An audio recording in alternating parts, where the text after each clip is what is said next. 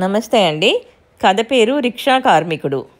హైదరాబాద్ శివార్లలోని ముషీరాబాద్ ప్రాంతం. రోడ్ల మీద రద్దీ, ట్రాఫిక్, శబ్దాల హోరు. వాటి మధ్య ఓ పాత రిక్షా నెమ్మదిగా కదులుతూ వెళ్తోంది.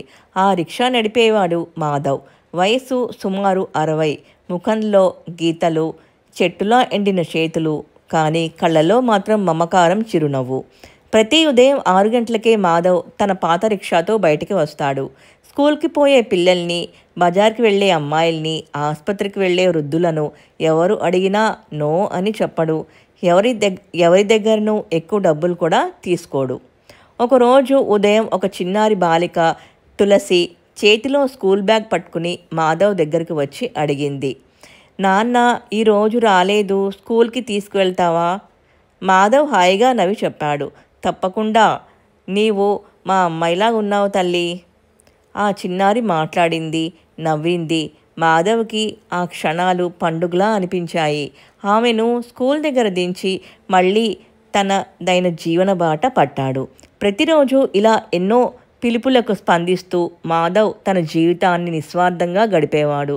ఎవరికైనా ఉపశమనం కావాలి, ఎవరికైనా మమకారం కావాలి, వారికి మాధవ్ ఓ చిరునామా.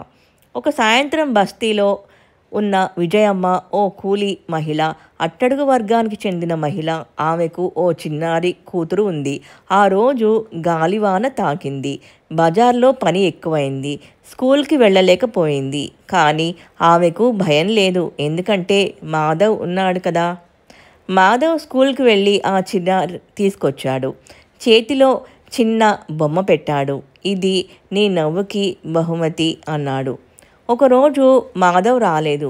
ఒకరోజు కాదు, 2 రోజులు. ఆ రిక్షా చోటు ఖాళీగా ఉంది. బస్తీ వాళ్ళందరికీ ఆందోళన. ఆఖరికి పక్క బస్తీ నుంచి వారం తర్వాత వార్త వచ్చింది, మాధవ్ హఠాన్మరణానికి గురయ్యాడని.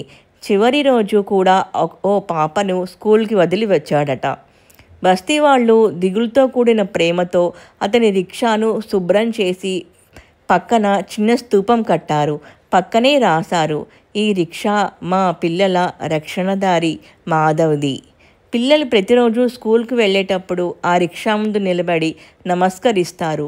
మాధవ్కి పిల్లలు లేరు, భార్య లేదు, కానీ బస్తీ మొత్తం అతని కుటుంబమే అయింది.